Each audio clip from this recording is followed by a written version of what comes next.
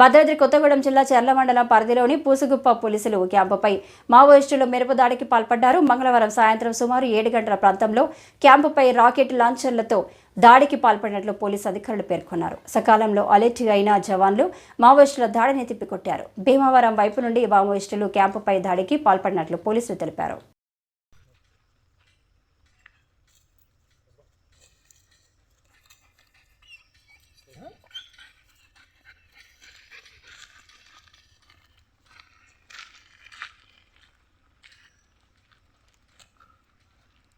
చర్ల మండలంలోని పూసుగుప్ప జైటే క్యాంపుకి సాయంత్రం అరౌండ్ 7 గంటల ప్రాంతంలో క్యాంపుపై